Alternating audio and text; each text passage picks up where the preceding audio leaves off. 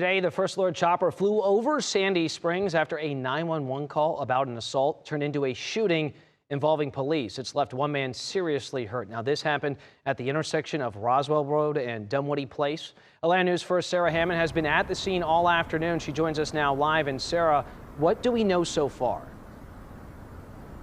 Well, Sandy Springs Police and now the Georgia Bureau of Investigation have been out here all morning and afternoon. Take a look here. It looks like they are starting to think about opening the road here. They just took the crime scene tape down, but we know that this all started after a woman called 911 and told dispatchers she'd been assaulted. And when officers responded, police say an officer shot the suspect after they say he pulled a gun on police.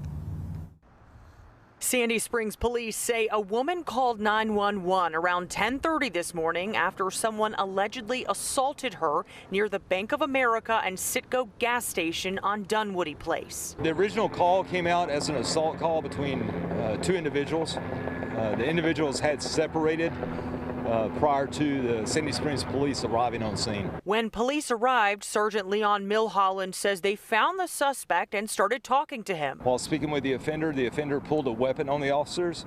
The officers shot the individual, rendered medical aid, and then the individual was transported to a local hospital. Milholland says the suspect has serious injuries, but no officers were hurt.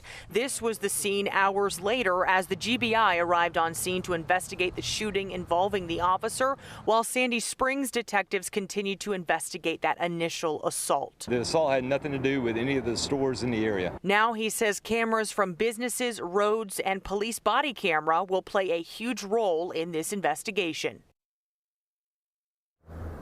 Now, looking back at the scene right now, police say they don't know exactly when this road is going to be open as they continue to investigate, though it does look like they are moving in that direction as they have just taken down some of that crime scene tape. And police say they don't know right now if the two people who were allegedly involved in that initial assault knew each other in any way. That is also part of this investigation. Live here in Sandy Springs, Sarah Hammond for Atlanta News First.